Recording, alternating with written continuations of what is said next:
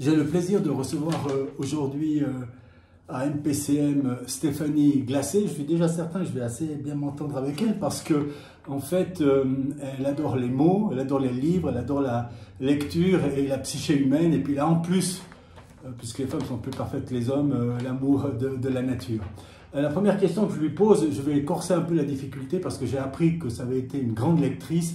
Alors, parmi les 3 livres qu'elle va citer, je vais lui interdire 3 auteurs. C'est d'abord la série des Oui Oui, c'est Jérôme Mézot et puis c'est Proust. Parce que si vous voulez, vous pouvez aller sur le site de la médiathèque et voir son interview où elle explique les raisons pour lesquelles elle apprécie particulièrement ces trois auteurs. Alors, je vais découvrir avec vous les 3 autres romans ou bien livres qui l'ont marqué et qu'elle conseille à nos amis. Donc, à travers ces 3 introductions, je pense qu'il y aurait en premier toute la série de La bicyclette bleue de Régine Desforges, qui sont vraiment la série qui m'a donné l'amour de la lecture, de la littérature dans tout jeune âge. Donc je dirais ça en tout premier. Histoire de la résistance. Histoire de la résistance et puis surtout histoire d'amour, histoire d'une femme. Honnêtement, quand j'ai lu la première fois, c'était plus pour suivre l'histoire d'amour entre Léa et François qui était tellement belle. En second, c'est pas évident avec les interdictions que j'ai eues là. En second, je dirais... tout dernièrement, j'ai lu le roman d'une collègue que j'ai beaucoup aimé qui s'appelle Emmanuelle Robert. Son livre s'appelle Malatray, il se passe en montagne et j'ai vraiment eu beaucoup de plaisir à lire ce roman. Et puis sinon, j'adore Monica Sabolo. Je suis pas sûre pour la prononciation. Sabolo, c'est juste. Ouais, j'ai lu pas mal d'elle. Ouais. Et puis je triche tous les romans de Sarah Chiche qui me touchent tout particulièrement et que je trouve vraiment magistral dans son écriture. Donc ce matin, comme je le disais, il n'y avait pas de hasard. J'ai présenté à mon invité de ce matin que Stéphanie ne connaît pas encore ce bouquin, qu'il ne connaissait pas. Elle ne connaissait pas non plus le nom de Stéphanie Glacé. Et je lui ai dit, je vais poser la question opposée et réciproque à celle que je te pose à toi, parce que j'ai compris que Stéphanie Glacé avait ce petit tic, entre guillemets, sur les réseaux sociaux, de chambrer un tout petit peu les hommes qui l'approchaient de trop près, et puis qu'elle avait cette idée de mettre en quelque sorte leurs mots d'approche souvent niais, enfin je ne sais pas comment on peut dire ça. Et donc j'ai posé la question à Yannick Buté, qu'est-ce qu'il avait à dire à Stéphanie Glacé. Alors maintenant, par rapport au problème qu'on connaît de Yannick Buté, etc., je pose la question à Stéphanie Glacé, si Yannick Buté est en face d'elle en tant que femme et grande défenseuse de la cause féminine avec tout ce qui s'est passé, qu'est-ce que Stéphanie Glacé voudrait dire à Yannick Buté? Eh bien, tu m'as beaucoup rassurée quand tu as commencé en disant qu'il ne savait pas qui j'étais, parce que comme ça, je suis pas trop mal à l'aise, c'est-à-dire que je ne sais pas non plus qui il est, donc je ne sais pas non plus quelle est toute l'histoire autour. Donc, pour le moment, il n'est pour moi qu'un inconnu et j'aurais envie de lui dire enchanté. D'accord. Alors je vais varier un tout petit peu ma question. Je vais dire à l'homme qui aurait eu des difficultés avec des femmes, dont les comportements auraient pu être répréhensibles et qui apparaît dans la zone publique, et qui a été, on va dire, puni, attrapé pour ce fait, toi qui as ces réactions par rapport aux hommes, qu'est-ce qu'il faut lui dire aujourd'hui? Alors je pense que la première réaction qui me vient est plutôt... C'est un homme politique qui a dû arrêter sa carrière politique à cause de ça, etc. Alors je pense que ma première réaction est plutôt la réaction de la thérapeute que je suis, et je lui dirais que tant pour commettre ce type d'action que pour ne plus les commettre, un peu d'aide peut être bienvenue. D'accord. Ok. Alors, naturellement, il y a ce livre, Confidence assassine. C'est pas le dernier, hein. C'est pas le dernier. C'est un livre qui est paru en 2019, je crois. Il me semble 2020. 2020 aux éditions Plaisir de lire. Je ne vais pas spoiler ça. Je vais simplement commencer par dire, c'est assez volumineux, hein, c'est à 650 pages. J'ai envie de dire, d'abord vous l'achetez, vous verrez en cours de discussion le pourquoi de ce conseil que je donne, mais j'aimerais lui dire qu'est-ce qu'il y a de Stéphanie Glacé dans ce livre, étant précisé que je pense que quand on est écrivain, on n'écrit que sur soi et sur les réactions qu'on a face au monde, face à son être intérieur, etc. Alors qu'est-ce qu'il y a de Stéphanie Glacé, à part le tout des 650 pages?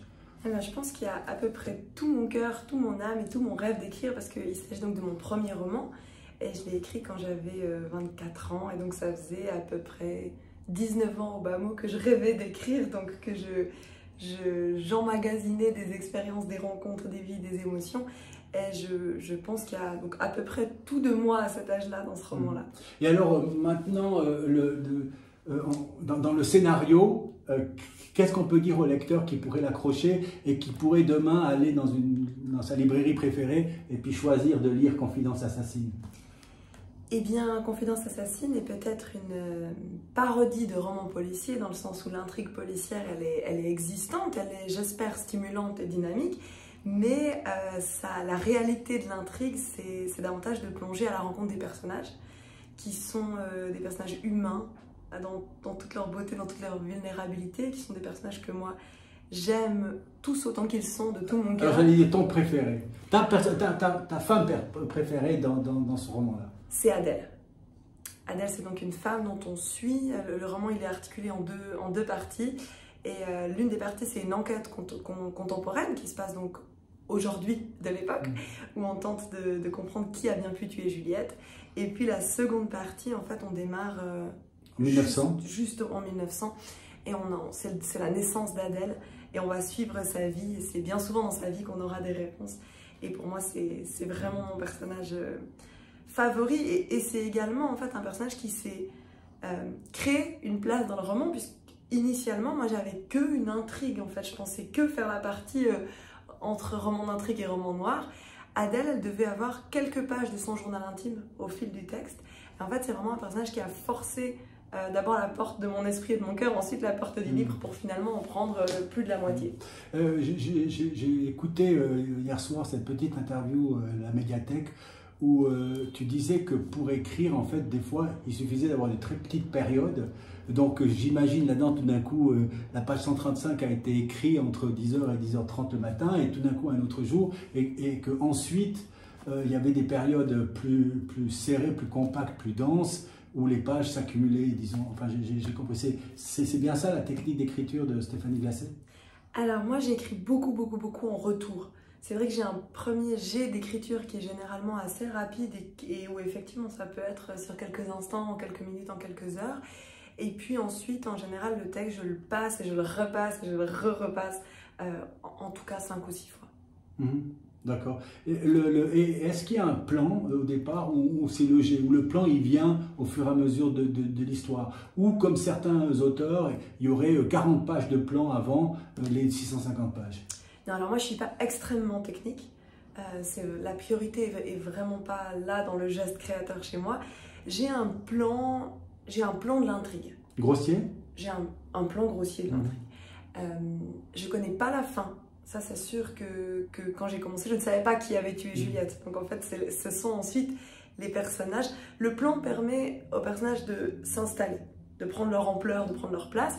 Et puis ensuite c'est en suivant les personnages, dans l'authenticité du personnage, qu'il y en a un qui va se distinguer comme étant celui ou celle qui effectivement aurait pu commettre le meurtre, aurait pu être passible de telle ou telle affaire. Si je considère, effectivement, on est dans le polar, on est dans l'intime aussi, parce que la psyché humaine joue un rôle naturellement fondamental, oui. On parlera de ça après, mais je dirais que personnellement, je conseillerais ce livre parce qu'il y a une écriture. On dit l'homme, la femme, le style c'est la femme ou l'homme. Et là, il y a du style. On voit qu'on aime beaucoup la langue française. On voit que les mots, ils ont une importance, qu'ils sont bien châtiés, on va dire. Ils sont bien... disons, on voit que derrière, effectivement, il y a des bases de lecture, les couleurs de peinture de toutes sortes. Donc, franchement, je vous conseille Confidence assassine. Il faut avoir un peu de temps parce que c'est 650 pages. Par contre, c'est pas une écriture opaque, c'est pas une écriture obscure. Elle est très claire et effectivement, on se prend d'attachement, même avec les méchants, j'ai envie de dire, puisque dans chacun de nous, il y a plusieurs de vie, plusieurs de morts, etc. Et on voit ça apparaître. Et voilà, donc je vous conseille vivement ce livre. Alors, merci. Quelle est la place du livre dans ta vie? La première. Je pensais recevoir cette réponse. Moi, Et comment ça s'est installé, cette première place? Ben, j'ai vraiment eu la chance d'avoir des parents qui étaient de grands lecteurs qui m'ont énormément raconté d'histoires. Les abricots tombent pas à côté des pommiers. Alors. Exactement, d'où le fait que j'ai cité Oui Oui dans mes sources. J'aurais cité également Jojo Lapin ou Fantomette, qui ont vraiment été... il y a vraiment une question de passage. Moi, j'ai aussi une tante bien aimée avec qui j'ai beaucoup réfléchi à l'intrigue de Confidence assassine. Et donc, j'ai vraiment grandi entourée d'histoires qu'on me racontait d'abord, qu'on m'a laissé lire très vite. Et puis, j'ai ouais, vraiment, j'aime pas, j'allais dire une boulimie de livres, mais je suis pas d'accord avec cette expression. Mais j'ai vraiment Est-ce qu'il y a un manque, amour de la lecture. Est-ce qu'il y a un manque si tout d'un coup, une semaine ou 2 semaines ou un mois, il n'y aurait plus de lecture? Ah, je dois dire que ça m'est jamais arrivé. C'est pas imaginable. Je ne sais même pas imaginer. Moi, c'est vrai que je vis un peu ma vie, elle est en bipartition entre le roman que je suis en train de lire et la vie réelle. Et je fais partie de ces lecteurs qui peuvent lire pour 3 minutes. Si j'ai 2 secondes entre deux clients, si je lis dans la rue en marchant, je lis constamment. Ouais. Je pensais qu'il y avait beaucoup de points communs. J'imaginais Stéphanie Glacé lire dans la rue sans problème. Donc le livre a une importance très grande. Et alors, je conseille encore une fois d'aller voir la petite vidéo faite par la Médiathèque Vallée où elle parle très bien du Valais et des raisons pour lesquelles elle est, donc on va dire le côté plaisir du Valais. Alors ici à l'index on peut chatouiller de temps en temps. J'ai envie de dire c'est quoi le côté obscur, noir du Valais tel que ressenti. Donc on revient, on a ce plaisir des sources, etc. Mais je pense qu'on a aussi nos parties noires. Ça serait quoi?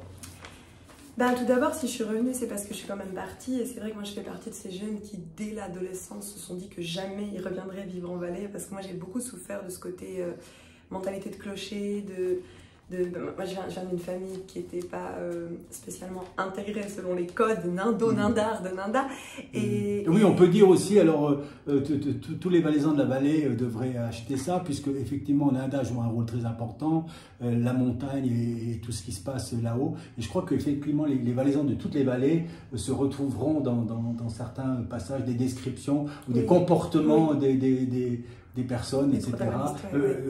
Dans la nourriture, la façon de se nourrir, etc. Oui.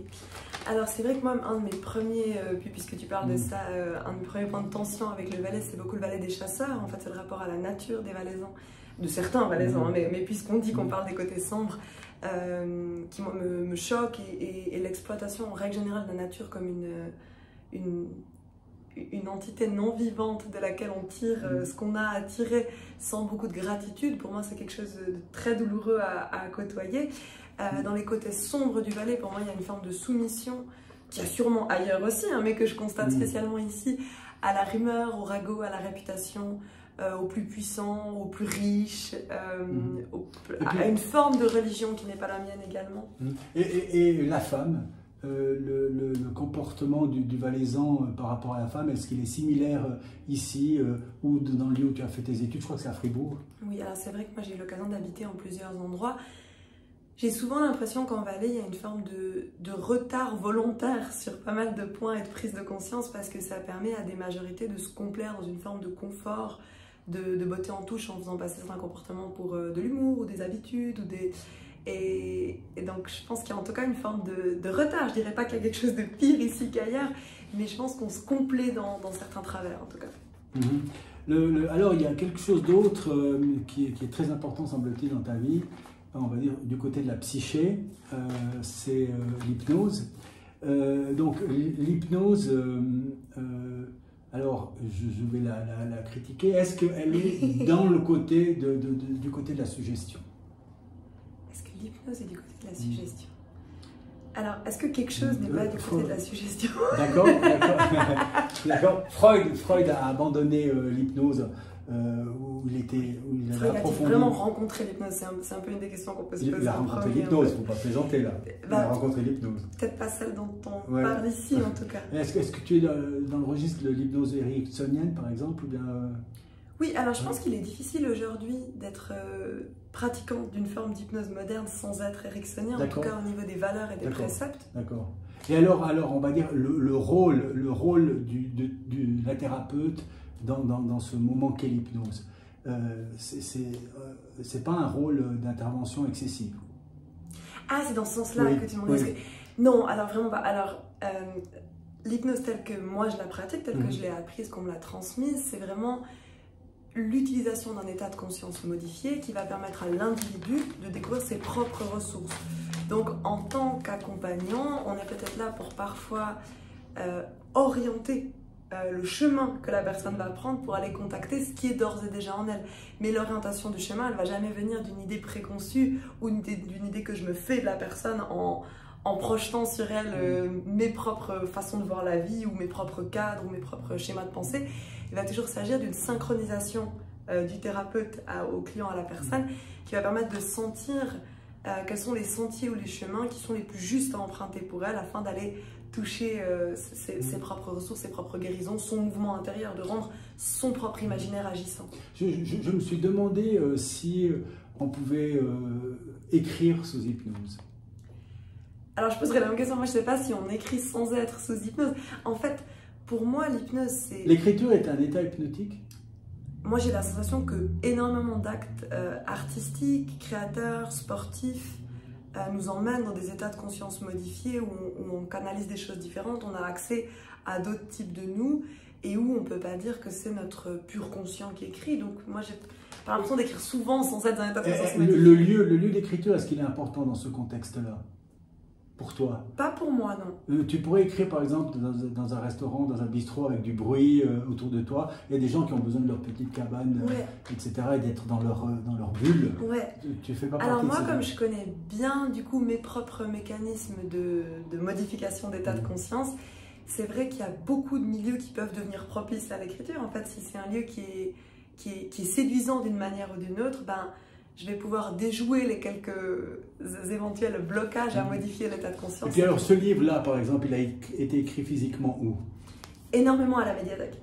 En fait, au moment où j'écrivais ce livre, je faisais de la colocation avec ma grand-maman, qui était très âgée et qui écoutait la télé très très fort. Et du coup, son appartement n'était pas l'endroit le plus agréable du monde pour travailler. Et donc on était 4 ou 5, 4 dans cette colocation. Et donc la médiathèque de Sion était mon bureau officiel. Et je me suis demandé autre chose. À un moment donné, je crois au début du XXe siècle, il y a eu ce phénomène de l'écriture automatique. Est-ce qu'il y a un lien là avec l'hypnose, hein? C'est Breton qui disait on écrit, laissons-nous aller. Exactement. Et faisons de la création, le dadaïsme, etc. Absolument. Alors, de là où moi je suis, le lien il est pour moi évident. En fait, tout est une question de dosage, de combien on laisse de conscient et de combien on va dans un absolu inconscient. Moi je pense que presque chaque fois qu'on écrit quelque chose qui n'est pas un courrier administratif où on est hyper concentré et conscient, sauf si on écrit souvent, et il y a une part d'inconscient qui est présente, puis dans l'écriture automatique on aurait en fait presque que de l'inconscient, avec même pas la position méta qui se voit écrire. Et donc je pense que c'est un spectre sur lequel on se promène. Est-ce qu'on pourrait, en état hypnotique, sous la base de la suggestion, dans le sens qu'on a appris à dire à quelqu'un, voilà, maintenant tu m'écris une scène érotique, tu m'écris une scène de violence, tu m'écris une scène de guerre, tu m'écris une scène d'amitié, etc. Est-ce que ça pourrait être concevable ou pas? Puisqu'on voit à la télévision ces phénomènes très spectaculaires. Spectaculaires. Alors, c'est concevable si la personne souhaite écrire cette scène. Si elle la porte en elle, ça veut dire qu'on ne va pas pouvoir introjecter une scène qui n'existait pas en elle et lui demander de l'écrire. Mais si c'est quelque chose qu'elle portait dans son imaginaire et qu'elle souhaite l'écrire, c'est tout à fait possible. Maintenant, si c'est quelque chose qui allait contre ses valeurs, il y a une part vigilante en elle qui ne la laisserait pas être à l'origine d'une production qu'elle désavouerait ensuite. Dans la psychologie, on va dire, en matière de justice, il y a une question qui ressort très souvent. Bon, peut-être plus dans les pays anglo-saxons que chez nous, mais enfin, il y a beaucoup de bouquins là-dessus, sur les faux souvenirs.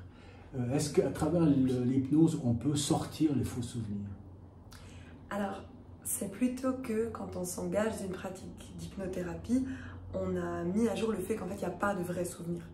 En fait, la position que nous, on aurait en tant que thérapeute, c'est que la mémoire, de toute façon, c'est un matériau qui est faillible, qui est travaillable, qui est suggestible, alors dans l'autre sens du terme, qui est modifiable et sur lequel on ne peut pas s'appuyer, en fait. Donc, en hypnose, en tout cas, on ne va pas accueillir la demande de quelqu'un qui voudrait partir. La demande très classique, c'est est-ce que j'ai été abusée dans mon enfance? Si cette question elle existe, le souvenir il existe forcément, même si ça n'est jamais arrivé en fait. Et puis c'est aussi au mépris de la conscience du fait que les souvenirs qu'on va chercher avec l'inconscient, ils sont symboliques. Et donc on ne peut pas les traduire dans une correspondance univoque avec le réel. Mais par exemple, le père de famille qui aurait été un modèle, enfin entre guillemets, un modèle qui serait occupé de ses enfants, de deux de ses filles, etc.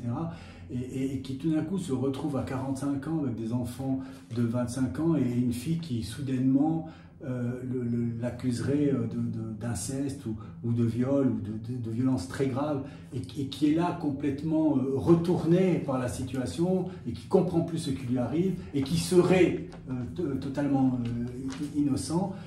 Est-ce qu'on peut réparer ça avec l'hypnose du côté de la... Est-ce que l'hypnose, ça pourrait être finalement une technique expertale dans des situations comme ça? Pas du tout. Et pourquoi? Parce que rien de ce qu'on va récupérer est fiable. Si la personne part avec la crainte de trouver quelque chose, elle a quelque part déjà dessiné le contour de la chose qu'elle a la crainte de trouver. Donc quelque part, elle l'a déjà trouvé une fois et on a de fortes chances qu'elle le trouve, puisqu'on sait que la mémoire, les souvenirs se modifient sans cesse dans les discussions. Mais alors, qu'est-ce que tu dirais à la justice qui, dans cette parole, on accueille la parole de l'autre de manière plus ouverte qu'il y a 20 ans en arrière, etc. Qu'est-ce que tu dirais à la justice alors qui accueillerait la parole d'une post-adolescente qui dirait voilà, j'ai été régulièrement violée par mon oncle, etc. Et puis sans qu'il y ait de faits matériels, on va dire. À la justice, hein, je dis à l'institution judiciaire. Pas à la dame. Pas comment je l'accompagnerai en grave. Exactement. Ben là, pour moi, son évidence, et l'évidence qui doit être accueillie, comme tu dis, quand on accueille la parole de la victime, elle ne se base pas sur des souvenirs qu'elle aurait perdus puis qu'elle serait allée rechercher, elle se base sur une continuité d'événements qui lui sont arrivés, avec lesquels elle n'a jamais perdu le contact, en fait. Donc pour moi, là, il n'y a rien à mettre en cause. Par contre, on ne pourrait pas préciser ces souvenirs en allant les chercher avec des techniques hypnotiques. Mais en fait, on lève la tête ici, on regarde, on dit voilà, le plafond il est blanc, et puis on va à l'extérieur et l'un de nous deux dit le plafond il est noir. Comment distinguer alors, quand on reçoit la parole de l'un et de l'autre, qu'on n'a jamais rencontré avant? Ben, je pense que là, c'est pas un cas où l'hypnose peut s'avérer utile. D'accord. C'est pas là qu'elle peut venir. Alors, comme connaisseuse enfin, de la psyché humaine, qu'est-ce que tu dirais à celui qui accueille ces deux paroles complètement contradictoires et opposées? Que c'est magnifique d'offrir un lieu d'accueil et d'expression à ces deux vécus et que ça va être important d'accompagner tous les deux dans ce que ce processus crée. Mais par contre, que je ne suis pas du tout celle qui va pouvoir aider à savoir qui dit la vérité. Mais est-ce qu'on ne peut pas conclure de cet exemple très simple qu'il y a une sorte d'impossibilité pour quiconque, qu'on soit le meilleur thérapeute, le meilleur juge, le meilleur détective, le meilleur avocat du monde, des fois à éclaircir des événements dans un sens ou dans l'autre? Alors très probablement, moi j'aimerais en tout cas pas être à la place des gens qui sont supposés établir une véracité physique. En plus, moi c'est pas du tout ce qui m'intéresse. Dans l'exemple que tu donnes là, moi ce qui me touche immédiatement, c'est de me dire que vous avez deux personnes terriblement en souffrance pour deux raisons apparemment opposées.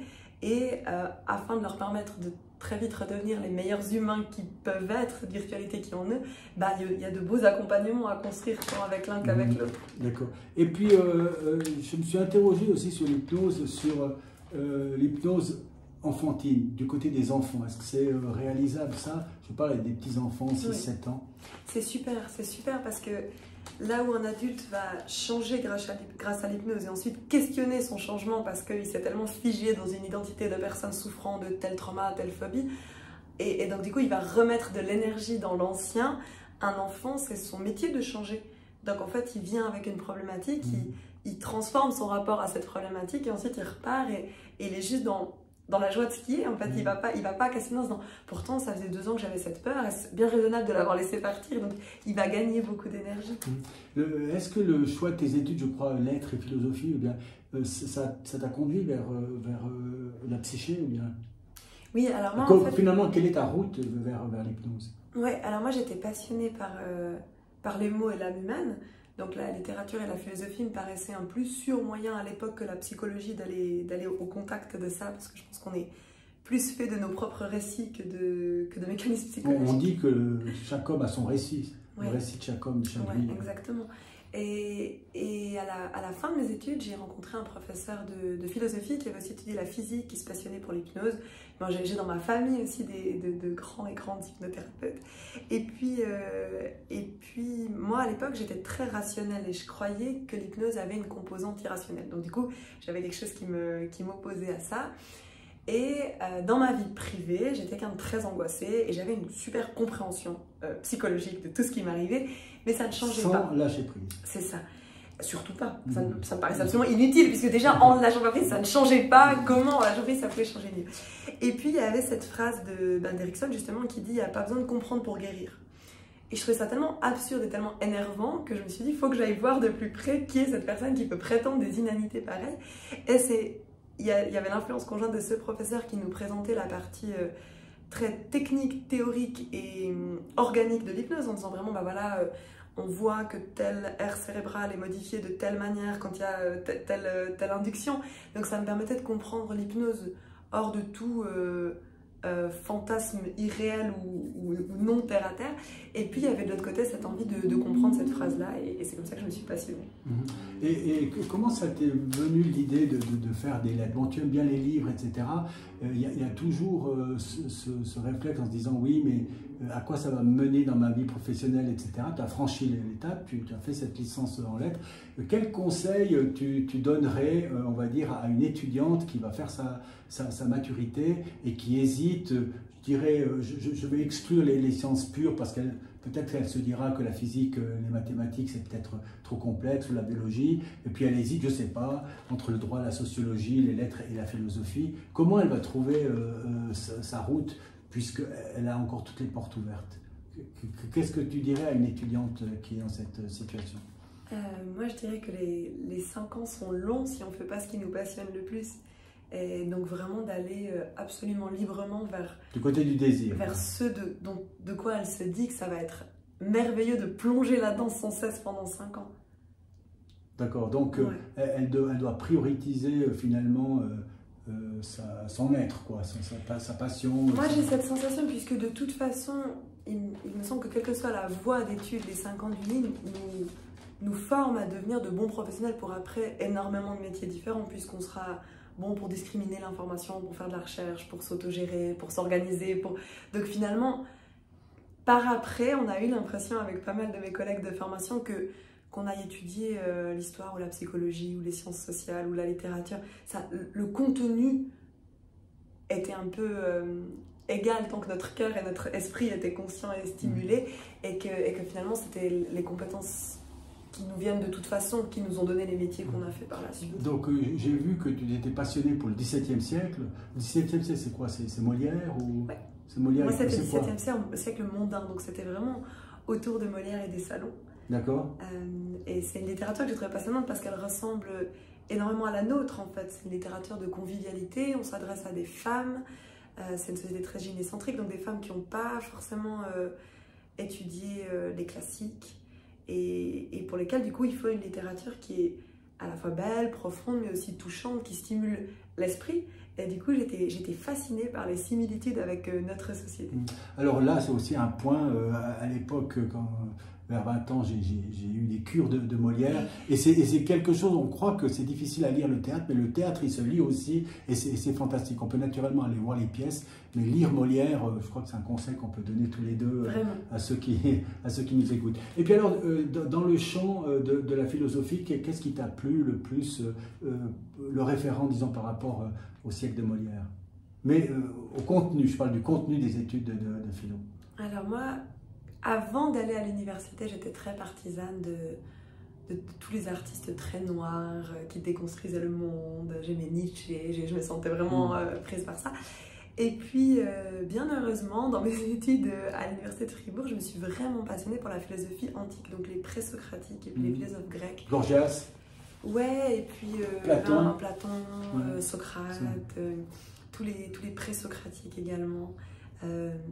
Et en fait, qui avait ce courage d'essayer de construire quelque chose, parce que finalement, me mettre à penser était tous dans la déconstruction d'une forme de cynisme, ou presque croire à quelque chose, c'était faire honte à des idéaux intellectuels. Puis c'est très beau et ça marche très bien sur le papier, mais ensuite il y a quand même une vie à honorer quelque part.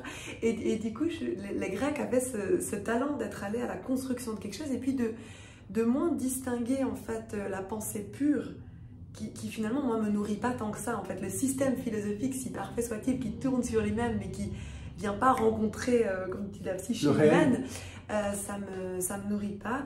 Et je trouve que les Grecs, en fait, ils avaient cette naïveté tellement courageuse de dire on va faire de la philosophie en se demandant qu'est-ce que c'est une bonne vie, qu'est-ce que c'est une cité idéale. On va oser aller questionner ça en prenant les travers des humains. Et du coup, ça me touchait beaucoup.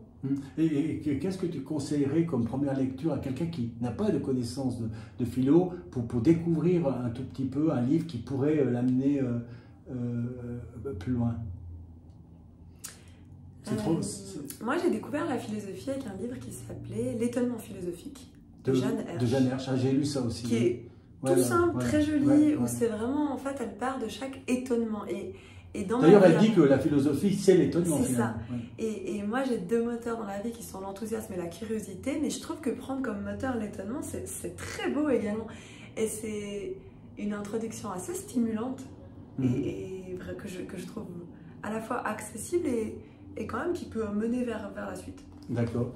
Donc, il y avait cette question que j'ai posée à Yannick Buté de par son histoire, etc. Je me renseigne sur lui maintenant, je suis très intriguée. Mais peu importe. Mais peu importe. Il faut voir l'interview. Hein. il faut écouter ces 3/4 d'heure qu'on a passé ensemble. Mais il y a cet homme politique en France, Quaternens, qui a été condamné pour avoir violenté sa femme, l'a giflé, etc. Et ensuite, il y a toute une querelle qui s'est passée parce qu'il est d'extrême gauche. Et une question qui vient de manière récurrente, est-ce qu'il a encore sa place dans la politique ou, de par ce comportement inadmissible, pénalement répréhensible, etc., est-ce qu'il a atteint ce point de non-retour, en quelque sorte, qui fait qu'il devrait être exclu, on va dire, de l'agora politique? Quelle serait ton approche par rapport à cette question? Alors, je trouve que c'est une question magnifique et que c'est une question importante. Moi, j'ai la sensation que, évidemment, quand on a fonction publique, mais alors pas seulement dans la politique. Hein, une zone d'exemplarité. Moi, je crois très fort à la notion de modèle, de modélisation, de mentor, d'inspiration. C'est un terme qui a été trop utilisé et galvaudé, mais au sens noble du terme. En fait, pour moi, je ne me place pas en tant que juge de cette personne. Je ne comprends pas comment, si je ne suis pas allée au bout de mes ombres et que je ne les ai pas apprivoisées, pas pour qu'elles n'existent plus, mais pour qu'elles ne puissent plus m'influencer à faire quoi que ce soit de mal, je pourrais vouloir avoir une fonction politique. Donc pour moi, ce n'est pas à nous de dire à ces gens, vous ne devez pas être là, mais c'est impossible pour moi d'imaginer pourquoi ils peuvent en avoir envie si eux-mêmes ne se sont pas mis à jour avec eux-mêmes, en fait. Mais ça, moi, j'ai cette idée-là pour bien plus que pour la politique, pour l'enseignement. Enfin, nous, en tant que thérapeute, on a une exigence d'éthique, je ne comprends pas qu'elle ne soit pas généralisée, en fait. Donc, en quelque sorte, l'acte criminel, délinquant, illicite, commis, doit impliquer un retour sur soi-même, et si le retour il est, entre guillemets, suffisant, adéquat, approprié, alors on pourrait de nouveau se ranger du côté du modèle. Oui, alors pour moi, bien avant l'acte répréhensible, parce que c'est en fait que l'écume du mal, en fait, hein, le moment où nous, société, on va dire « ah, tu es condamné ». Mais pour moi, bien avant ça, si je sens que j'ai en moi des instincts de violence, mais même si j'avais pas de fonction publique, comment je continue à vivre ma vie en sachant que potentiellement un jour ces instincts auront une matérialité et feront du mal à quelqu'un, alors qu'aujourd'hui, Je dis pas la même chose. Dans mon prochain roman, il parle des enfants placés, vraiment dans une optique de comprendre tout le monde, aussi les auteurs de violence sur ces enfants. Mais nous sommes en 2023, on a accès à une quantité de thérapies. Il y en a pour tous les goûts, quelqu'un qui veut pas parler, quelqu'un qui veut pas pleurer, quelqu'un qui veut seulement écrire.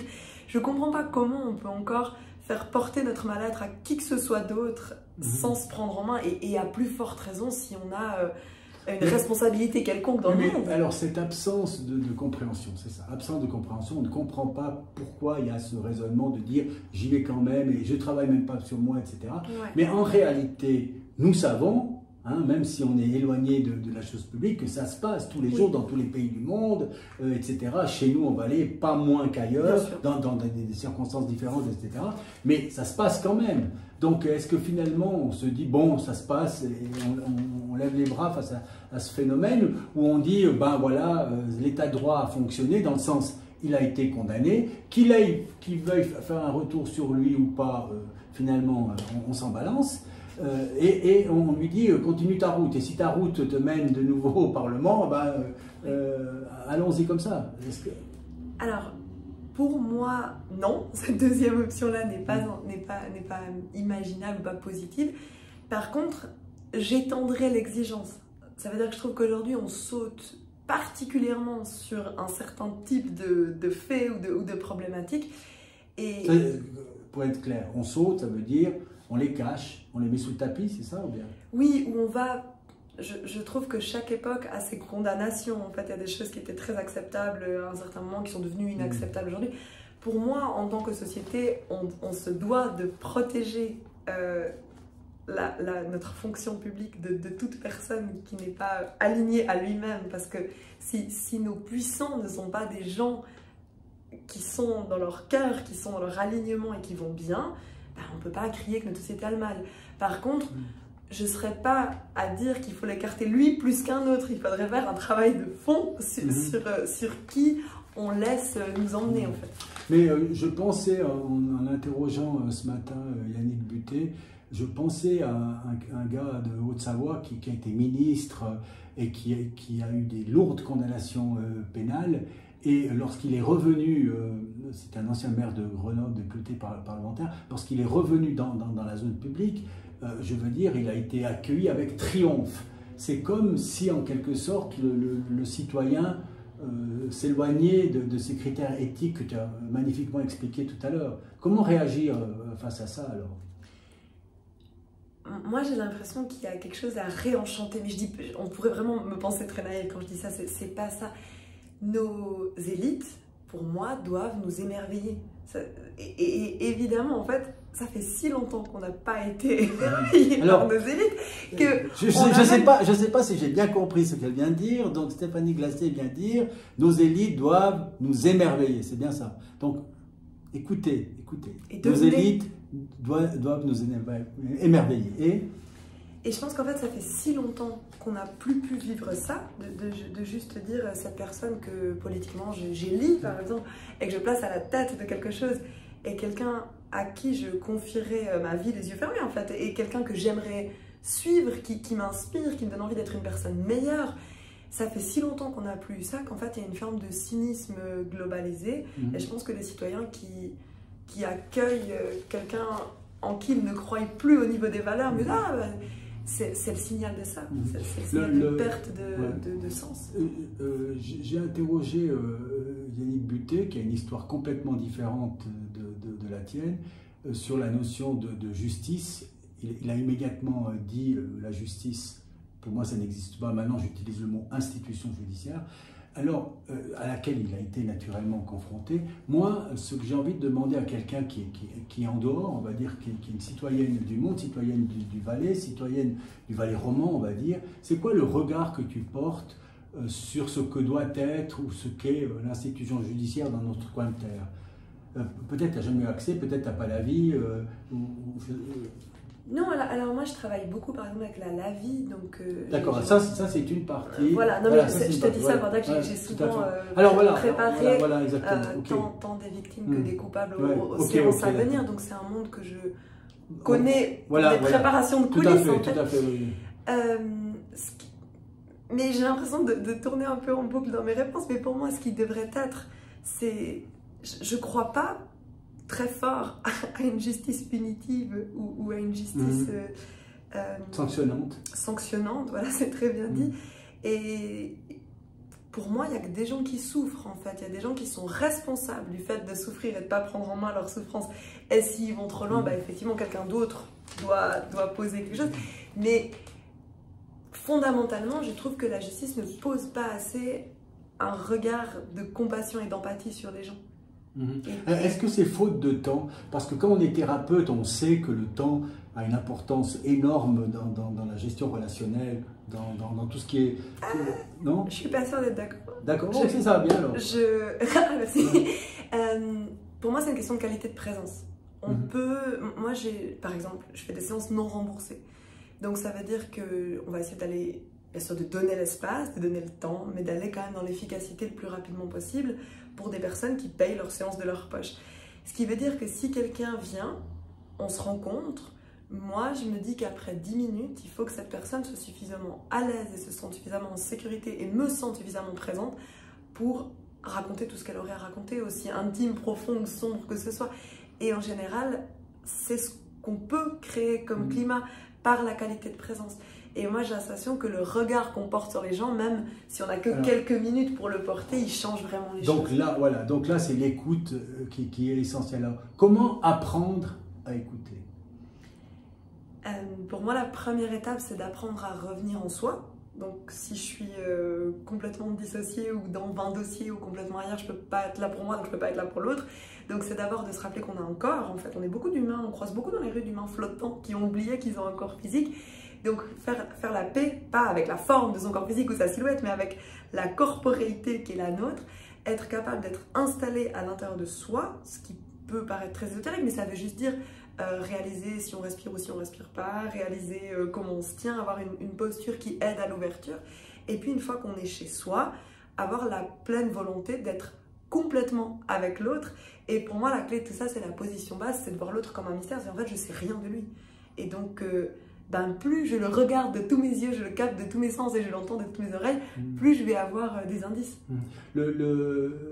J'ai dit très souvent que les gens qui travaillent avec autrui, puisqu'on a des métiers où on travaille devant un ordinateur, devant un objet, on fait des voitures, etc. Mais les gens qui travaillent avec des humains, les enseignants, les infirmiers, les avocats, les magistrats, s'ils rencontrent, ils ne sont pas simplement dans leur bureau, ils ont cette responsabilité d'être bien avec eux-mêmes, de se connaître pour pouvoir essayer d'évaluer correctement. Est-ce que c'est pas ça qui fait la différence entre avoir la vocation dans un métier ou ne pas l'avoir?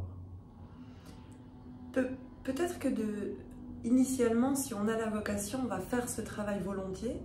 Mais pour moi, on ne peut pas se permettre qu'il n'incombe qu'aux gens qui ont la vocation et qui ont l'envie d'avoir ce supplément d'éthique, si on y revient. Ça devrait faire partie en fait de toute formation pour que justement les gens qui n'ont pas la vocation puissent combler les manques, parce que ceux qui sont immédiatement attirés par ça vont le faire plus naturellement. Donc là on partage ce chemin, mais qu'est-ce qu'on peut dire à celui qui pense que c'est un chemin obscurci, un chemin trop difficile, un chemin qui pourrait tellement le chambouler qu'il créerait une zone d'angoisse supérieure à celle qui serait la sienne au moment où on lui explique que peut-être ça serait quand même pas mal qu'il aille consulter quelqu'un ou d'être accompagné par quelqu'un sans que on ne pose un jugement sur le fait que si on rencontre un psychiatre, une psychologue, un coach de vie, ou je ne sais pas comment on veut appeler ça. Ou des romans, ça va aussi, hein, pour moi, et la bibliothérapie est tout à fait... Voilà. Bibliothérapie. Ouais. Bibliothérapie. Ça recouvre quoi la bibliothérapie? C'est une approche que de plus en plus de collègues proposent, où en fait on reçoit un client, ou un patient, selon son désir de domination, et puis en fait la thérapie se passe en dialogue autour de livres. Donc on va commencer par cerner ses problématiques, lui proposer... Ah, c'est l'outil, c'est l'instrument. La personne revient, on fait un bilan sur lecture, on l'aide à peut-être affiner son prise de conscience, et on chemine comme ça. Ah d'accord, ok. Et la musicothérapie? Je connais moins bien. Mais c'est aussi une approche qui est très puissante, parce que la musique a cette faculté de révéler un peu ce qui vibrait très profondément. Donc je pense que c'est bien. Mais pour répondre à ta question, qu'est-ce qu'on dirait à cette personne-là? ben, peut-être l'aider à voir tout le mal que fait le fait de ne pas faire ce chemin, en fait, de par les projections, de par les mécompréhensions, de toutes les fois où alors, on va avoir besoin d'avoir ça c'est un mot très important. Comme j'ai en face de moi une professionnelle, qu'est-ce que la projection? Comment expliquer simplement le phénomène de projection qui est si délétère très souvent? La projection, c'est quand, en fait, chaque humain a sa propre carte du monde, chaque humain a son propre fonctionnement. Déjà, nombreux sont ceux qui oublient ça et qui pensent que mon fonctionnement est ton fonctionnement et donc leur fonctionnement. Et la projection, c'est quand je pars de ce qui serait vrai pour moi, qui est une évidence, une certitude, et que j'en fais donc une évidence ou une certitude pour l'autre. Si on prend un exemple, c'est si moi, quand je suis très en colère, je donne un coup de poing dans un mur, je vois quelqu'un donner un coup de poing dans un mur, j'ai même pas le temps de me demander, je me dis c'est évident, il est en colère. Parce que c'est mon fonctionnement. Et à partir de là, on a le malentendu original, si on veut. Ouais. Alors, j'ai évoqué la liberté d'expression, je vais, ce matin, mais je vais décaler. Est-ce que le blasphème est autorisé? Est-ce qu'il devrait être autorisé? Est-ce qu'on doit l'interdire? C'est un débat qui est en train de ressurgir dans certains pays. Au Danemark, actuellement, à la suite du drame de Charlie Hebdo, il y a des discussions qui s'engagent pour faire du blasphème un acte pénalement répréhensible et donc de l'interdire. C'est amusant comme question. Enfin, c'est profond, mais j'ai jamais songé que ça pouvait revenir en fait comme question. Je suis troublée par le fait qu'on se redemande ça. Alors pour moi, évidemment que non, ça ne doit pas être interdit. C'est pas sur ce plan-là que ça doit se trouver. Donc ça doit pas être inscrit dans une loi, parce que c'est ça. Ça ne doit pas être inscrit dans une loi. Pour moi, ça n'a pas de pertinence. Et puis surtout, c'est ouvrir une porte que je trouve dangereuse d'ouvrir, de recommencer à donner en haut lieu ou ailleurs l'autorisation d'autoriser ou d'interdire certaines choses à être dites ou à être écrites. Après, moi, je trouverais par contre intéressant d'ouvrir de vrais questionnements sur l'intention qu'il y a derrière. Pourquoi je blasphème? Ils ne sont pas tous bienvenus, ils ne sont pas tous pertinents. Mais en tant qu'acte de liberté profond, ils sont tous précieux. Et maintenant, il y a cette question d'actualité qui est un peu parallèle sur l'interdiction de l'abaya, que les musulmans définissent comme une simple robe et que le gouvernement français semble dans une circulaire vouloir interdire et en faire règle normative. Alors là encore, moi ça me donne chaque fois l'impression d'avoir d'avoir emprunté un tunnel spatio-temporel. C'est fou de devoir dire ça, mais pour moi, chacun doit être libre de s'habiller ou de ne pas s'habiller comme il le souhaite. Et au moins... C'est un mauvais combat que de l'introduire à des fins de rétablissement, je ne veux pas dire de grand remplacement culturel, mais de rétablissement d'une culture laïque qui serait bafouée par le port de l'abaya. Alors en fait, pour moi, une culture dont on a si peu pris soin qu'elle peut se retrouver à être bafouée par un vêtement, je m'inquiète beaucoup pour qu'a-t-on fait de notre culture et comment on va l'aider. Et puis une nouvelle fois, ce qui est amusant dans le mauvais sens du terme, c'est que ce sont essentiellement des hommes qui parlent de ça en fait. Donc on a des cultures où certains hommes forcent certaines femmes à porter des choses et puis on a des contre-cultures où d'autres hommes se réunissent pour interdire à ces femmes d'être forcées de porter ces choses par ces hommes. Et c'est un peu absurde en fait, je trouve. Est-ce que ça devrait être un non-débat? Ça pourrait. En tout cas, pour moi, ce serait pas un deuil très difficile si ça devenait un non-débat. Et surtout, s'il y avait une liste de priorités, volontiers, je propose des choses avant et puis ensuite, quand on aura tout réglé et qu'on sera tous assis main dans la main, on peut en venir à ça. Et il y avait encore, le Nouvelliste ces temps-ci se demande, après 120 ans d'existence, quelles sont les personnes, je crois que le terme utilisé, c'est inspirant, ça peut être influençant, ou dans ces 100 ans d'histoire, enfin des 120 ans d'histoire. Alors, je demande à une jeune valaisanne qui a beaucoup lu, qui connaît quand même son Valais, ça serait quoi ces 3 personnes qui ont inspiré le Valais et tu dirais, tiens, je les mettrais peut-être dans mon trio sur le podium de ces gens qui ont apporté un plus pour moi, parce que naturellement c'est un phénomène d'opinion. Corinne Nabil. Corinne Nabil. Évidemment. Si je peux dire 3 fois Corinne Haby, je dirais 3 fois Corinne Haby. Alors Corinne Haby, je ne sais pas, un roman, alors là, je t'ai déjà dit, mais tu n'aurais rien à proposer pour ceux qui ne connaissent pas Corinne Haby, immense écrivain de Montana Village, l'épouse de Chapa. Moi, je trouve qu'elle est une nouvelliste incroyable, donc je pense que c'est... Je pense que pour la découvrir, lire ses nouvelles, c'est un... Et justement, tu en as une Entrée. Mon Dieu, j'ai pas les titres des recueils. Il y a un recueil où il y a la nouvelle qui s'appelle Fraise Noire. Je crois que le recueil s'appelle Fraise Noire, donc ce serait ça. Sinon, ces recueils s'appellent souvent, par exemple, 100 petites histoires d'amour ou 50 petites histoires cruelles. Donc, un des recueils de petites histoires, je pense que ce serait un merveilleux moyen de la Alors là, Corinne Haby, c'est un indispensable de la littérature valaisanne et je suis très content que Stéphanie Glacé l'ait nommé. Le deuxième, avec une plume absolument magique. Le deuxième, moi en fait j'ai un immense amour pour le personnage de Fariné, pour la colline ardente à Saillon, pour tout ça. Donc... Alors, d'accord, mais est-ce que... Donc Fariné en tant que personnage réel ou bien... Non, alors le Fariné fantasmé, mais du coup la suite de ma phrase c'était du coup je pense que je dirais Pascal Thur, qui moi est un homme qui m'a énormément touchée dans le décès, m'a beaucoup attristé également. Grand journaliste. Oui, et puis surtout grand humaniste, artisan de rencontres en fait, qui a donc qui avait donc identifié cette colline au-dessus de Saillon où il y a une énergie toute particulière et qui avait édifié la plus petite vigne du monde et qui a notamment fait venir l'abbé Pierre, le Dalai Lama comme vigneron de l'espoir. Enfin pour moi il y a vraiment avec cet homme quelque chose de magnifique. Ça c'est assez incroyable parce que je conseille à tout le monde de lire l'échange qu'on a eu à ce sujet avec Yannick Butet, parce qu'en réalité, Pascal Thur, il n'est pas dans les personnages mis en avant par le nouvelliste dans leur liste. Et ensuite, Corinne Haby, par exemple, le troisième. Je pense quand même qu'on n'aurait pas pu ne pas le mettre. C'est dur à choisir.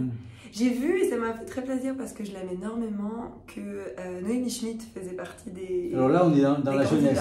Voilà. Et comme c'est une amie de cœur et que c'est la maman de mon chat, et qu'en plus c'est une femme exceptionnelle qui est intransigeante au niveau de ses valeurs, qui est dans une quête de vie que moi j'admire énormément, je la cite très volontiers. En tout cas, il y a 3 noms. Elle est par exemple dans oui, c'est pour ça que j'ai vu et j'étais touchée, je me dis ah bah, quand même. Exactement. Mais c'est dur, hein. Je voudrais dire que l'exercice est très dur. J'ai déjà été censurée sur mes 3 titres habituels de livres.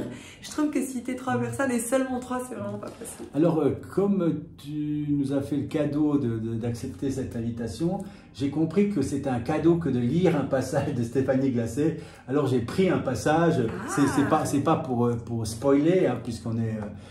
mais c'est vraiment, on va dire, de toute façon c'est complètement arbitraire comme choix, mais c'est un petit passage que je vais lire ici pour Stéphanie Glacé et pour vous, qui est donc dans ce livre des confidences assassines que vous trouvez chez votre libraire et qui vous feront passer un très long week-end, mais de très bonnes lectures.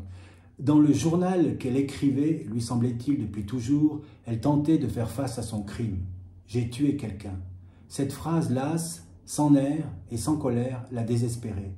Il lui semblait qu'à force d'usage, les mots se dévidaient, se fatiguaient, s'abîmaient jusqu'à ne plus produire qu'un son mou et sans impact, dont le sang s'échappait en rampant, ne laissant que des coquilles vides, friables. Comme si elle n'avait plus, pour dire le pire, que des termes dégénérés. J'ai tué quelqu'un. Rien dans ces mots trop lisses qui ne heurtent ni l'oreille, ni l'esprit, ni n'évoquaient son acte. Elle avait beau les écrire, ils échouaient. Ils déméritaient et ne pouvaient dire la nuit sur elle tombée. Rien n'exprimait ce sentiment particulier qui, loin de l'abattre, l'avait, l'espace d'un instant, rendue à elle-même. Un désespoir qui conférait une haine brute, une énergie folle. Quand vous prenez Proust, qu'admire Stéphanie Glacé, vous pouvez prendre n'importe quelle page et vous sentez qu'il y a une maîtrise de l'écriture. Là, c'est vraiment une page prise par arbitraire. Je pourrais aller ailleurs. Je l'ai sorti hier soir par hasard et je me suis dit, je garde le mot. Alors, je dis merci pour ce moment. Merci beaucoup. Merci à toi.